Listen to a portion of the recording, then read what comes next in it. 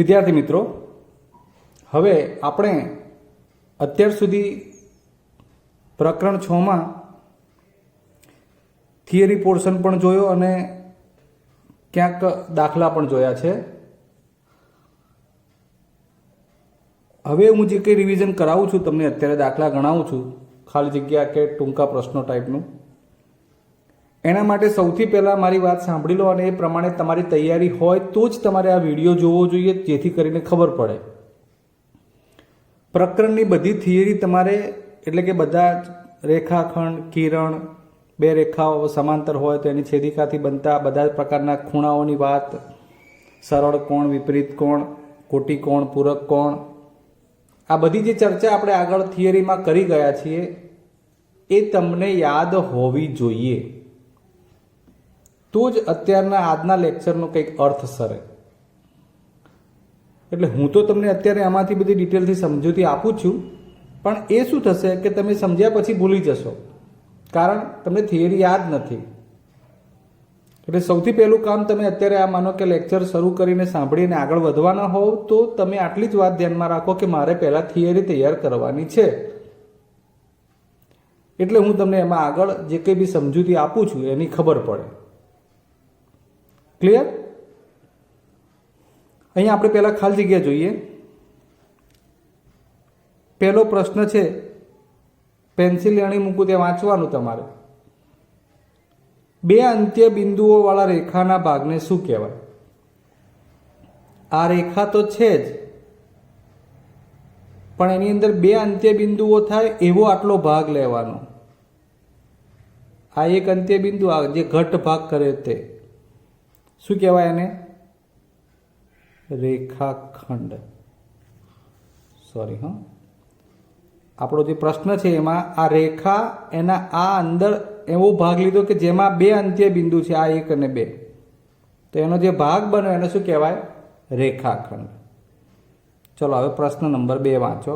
એક જ અંત્ય બિંદુ ધરાવતા રેખાના ભાગને, ચલો આ બે બાજુ એરા મારે, મતલબ કે આ રેખા બતાવી, એમાંથી આ એક સાઈડનું અંત્ય બિંદુ છે ને બીજું નથી, એનો મતલબ કે એ અનંત સુધી વિચારવાનું, આવી રીતનું. હવે તમને ખબર પડી ગઈ હશે કે આ એક જ અંત્ય બિંદુ ધરાવતો આ રેખાનો ભાગ, એને કહેવાય કિરણ. ક્લિયર? ત્રીજો પ્રશ્ન, સરળ કોણનું માપ.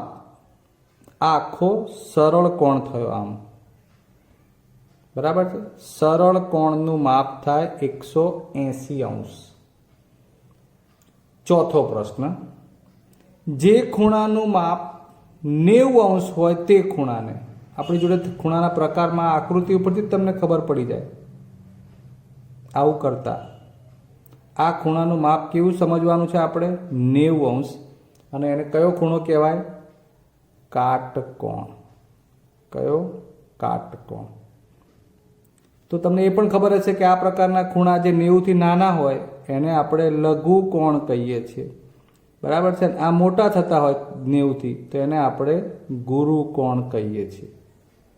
આટલી નાની અમથી બાબતો તો તમને ખ્યાલ હશે જ.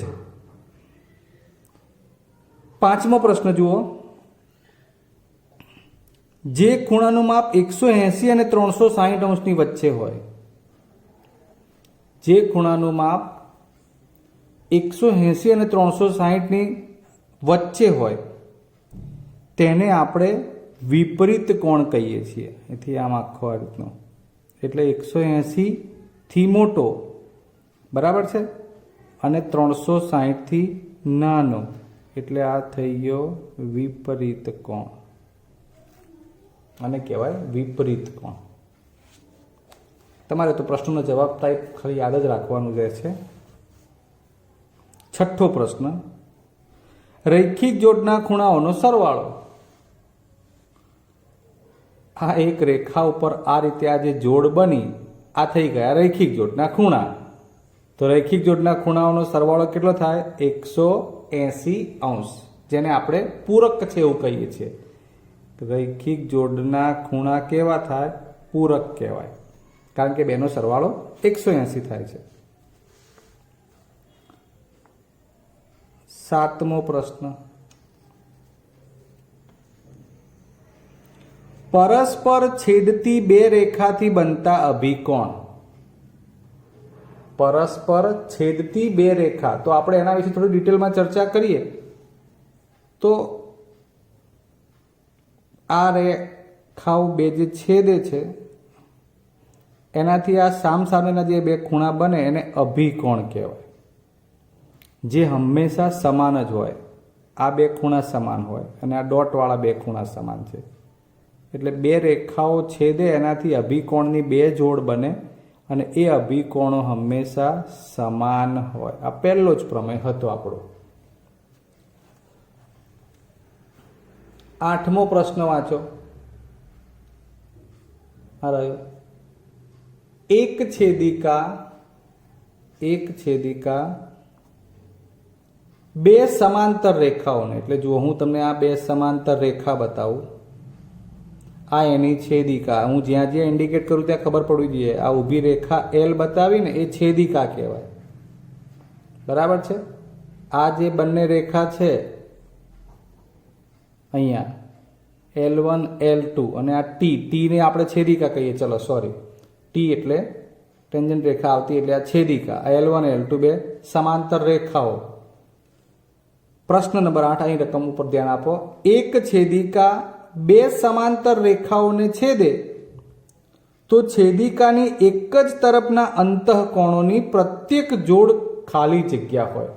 પહેલા તો હું તમને કહી દઉં કે આ છેદિકાની એક તરફના આ આપણે કયા કીધા છે? અંતઃકોણ. સોરી, તો આ બંને અંતઃકોણ થશે, અંદરના. એ રીતે આ બાજુ પણ અંતઃકોણ થાય. આ અંતઃકોણો જો આ રેખા સમાંતર રેખાઓની છેદિકાથી બનતા હોય તો આ પ્રત્યેક જોડનો સરવાળો 180 થતો હોય એટલે પૂરક થાય. અંતઃકોણોની પ્રત્યેક જોડ પૂરક હોય એટલે કે બેનો સરવાળો 180 થાય. જરૂરી નથી કે બંને એકરૂપ જ થશે દર વખતે. 9મો પ્રશ્ન. ત્રિકોણના ત્રણેય ખૂણાઓનો સરવાળો તો તમને આવડે જ છે. કેટલો થશે? 180 થાય. 10મો પ્રશ્ન. જો એક છેદિકા બે સમાંતર રેખાઓને છેદે, એ જ ચર્ચા. આ બે સમાંતર રેખાઓ અને આ એની છેદિકા, તો અનુકોણની પ્રત્યેક જોડ ખાલી જગ્યા હોય છે. ક્યારે? મુખ્ય બાબત ફરીવાર ચર્ચા કરું છું કે આ રેખાઓ બે સમાંતર હોય અને આ એની છેદિકા બનતી હોય ત્યારે આ બંને સમાંતર રેખાઓની છેદિકાથી જુઓ. પહેલા તો આ અનુકોણની જોડની ચર્ચા કરું તો આ એક જોડ, પછી આ ડોટ ડોટ એટલે બીજી જોડ, એવી રીતે અહીંયા ક્રોસ ક્રોસ આ બાજુ જે બતાવું છે એ ત્રીજી જોડ, અને આ ખરું કર્યું છે ચોથી જોડ. અનુકોણની વાત છે. આમાં આપણે કેટલીક ચર્ચા કરી લઈએ કે આ બે સમાંતર રેખાઓ L1 L2 એની છેદિકાથી બનતા અનુકોણ, તો અનુકોણની કેટલી જોડ મળે? 4 જોડ. પહેલો પ્રશ્નનો જવાબ આ 4 જોડ. બીજું કે અનુકોણની પ્રત્યેક જોડ છેદિકાની એક જ તરફ હોય. ત્રીજું, આ 4 જોડમાં જો આ બે રેખાઓ સમાંતર હોય ને એની સમાંતર રેખાઓ, સમાંતર શબ્દ વારંવાર બોલું છું, સમાંતર રેખાઓની છેદિકાથી બનતા હોય અનુકોણો, તો અનુકોણની પ્રત્યેક જોડ સમાન હોય. ક્લિયર? અને એ જ રીતે આપણે ચર્ચા કરી લઈએ જોડે જોડે. તો આ બે સમાંતર રેખાઓ હોય એની છેદિકા, એથી આ ઝેડ આકારે જે ખૂણા બને આમ,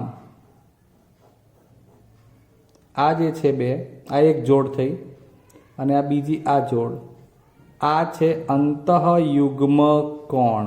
અંતઃયુગ્મ કોણ જેની બે જોડ હોય. કેટલી? બે જોડ હોય. અને જો એ પણ આ સમાંતર રેખાઓની છેદિકાથી બનતા હોય તો એ બંને જોડ પણ, એટલે કે આ જે તે જોડના ખૂણા સમાન થતા હોય.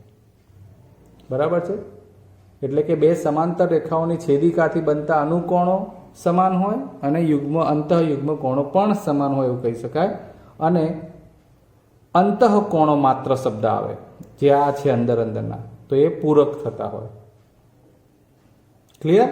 એ સમાન છે એવું નહીં કહીએ આપણે, પૂરક કહીશું. અર્થાત એ બેનો સરવાળો 180 થાય છે એવું કહી શકાય, પણ એનો મતલબ કે સમાન સમાન છે એવું નહીં કહી શકાય. શેમાં? માત્ર અંતઃકોણમાં. અનુકોણની 4 જોડ છેદિકાની એક તરફ મળે અને સમાન હોય. અંતઃયુગ્મકોણની 2 જોડ છેદિકાની સામસામે મળે અને સમાન હોય. ક્યારે? 2 રેખાઓ સમાંતર હોય અને એની છેદિકાથી બનતા હોય ત્યારે. ક્લિયર? હજુ આપણે ખરા ખોટા જોઈ લઈએ. જુઓ હવે ખરા ખોટામાં પહેલું, 2 સમાંતર રેખાઓની છેદિકા દ્વારા બનતા છેદિકાની એક જ તરફના અંતઃકોણો સમાન હોય એવું કહે છે. આ સમાંતર રેખા એની છેદિકાથી બનતા અંતઃકોણો સમાન ન હોય. અંતઃકોણો સમાન ન હોય એટલે પહેલું વિધાન કે જેમાં એવું કહે છે કે એક જ તરફના અંતઃકોણો સમાન હોય એ થશે ખોટું. બીજો પ્રશ્ન, કોઈ પણ ત્રિકોણના વધુમાં વધુ 2 ખૂણા લઘુકોણ હોય. આ શબ્દમાં વધુમાં વધુ શબ્દનો અર્થ ખબર પડે ને તો જ જવાબ આવડે. કોઈ પણ ત્રિકોણ તમે પ્રકાર એનો બનાવીને વિચારો તો ખબર પડે કે એમાં આપણે 3 પ્રકાર લીધા. આ લઘુકોણ છે માનો કે આ, તો આમાં 3 ખૂણા લઘુકોણ લીધા મેં. હવે આ જ્યારે ગુરુકોણ હોય ને, આ 90 થી મોટું માપ હોય, 90 થી મોટું, ત્યારે આ બાકીના 2 જે છે 90 થી નાના બને. આ ગુરુકોણ ત્રિકોણ હોય ત્યારે. આ કાટકોણ ત્રિકોણમાં આ એક 90 છે તો આ બંનેનું ટોટલ 90 જ થાય. બરોબર? આ બંનેની વાત કરું છું આમ.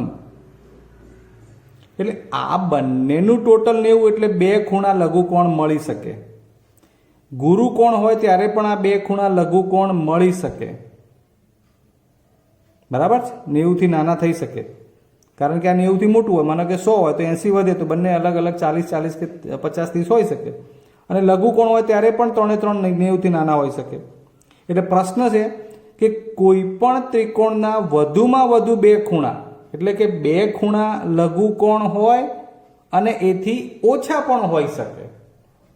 2 ખૂણા લઘુકોણ હોઈ શકે અને એથી ઓછા પણ લઘુકોણ હોઈ શકે. એટલે કે 1 ખૂણો લઘુકોણ હોઈ શકે એવો પ્રશ્ન થયો.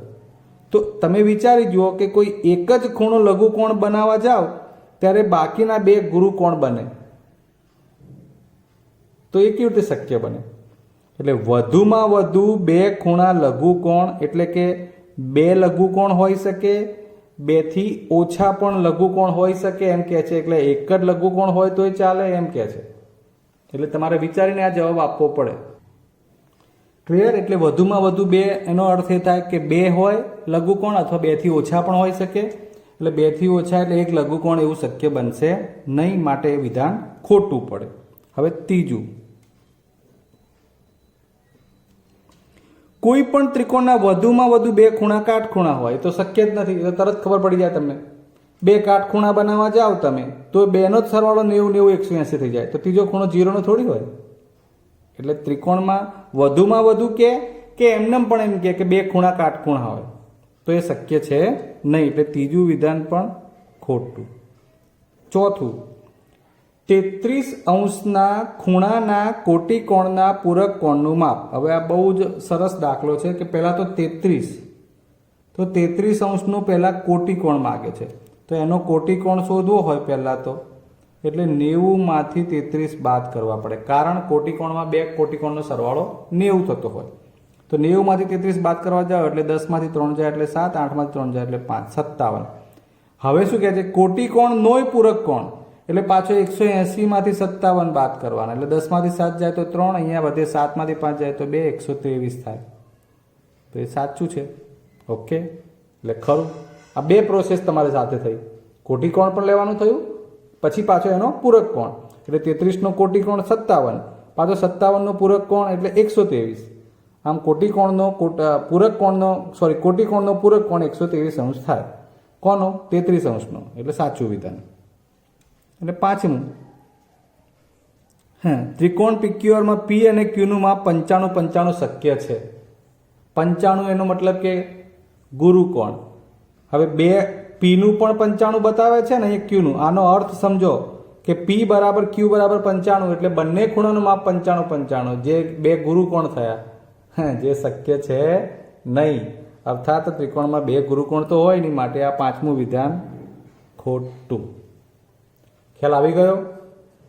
હજુ આપણે બાકીના જે પ્રશ્નો છે જેને ગણતરીથી પણ ક્યાંક સમજાવવા પડે એવા છે અને ડિટેલમાં, તો આવતા લેક્ચરમાં લઈશું. ત્યાં સુધી તમારે આ 2 પ્રશ્નો તૈયાર કરવાના છે. ખાસ મેં તમને કહ્યું પ્રમાણે કે થિયરી આવડવી જોઈએ. થિયરી પાકી હશે તો જ તમને આ બધું આવડશે. અને ભૂમિતિમાં આમે તમારે થિયરી ખાસ યાદ રાખવાની હોય છે. ક્લિયર? આશા રાખું કે તમે ખૂબ સરસ રીતે ભણતા હશો. ચેનલને સબસ્ક્રાઈબ, લાઈક કરતા હશો વિડીયોને, જેથી શિક્ષકોનો પણ હંમેશા એક ઉત્સાહ વધતો હોય છે. ઓકે? તો બાબતને ધ્યાનમાં રાખી આગળ વધજો. સૌ સરસ મજાનું ભણજો પણ ખરા. ચાલો મિત્રો, આવતા લેક્ચરે મળીશું ફરીવાર. જય હિન્દ.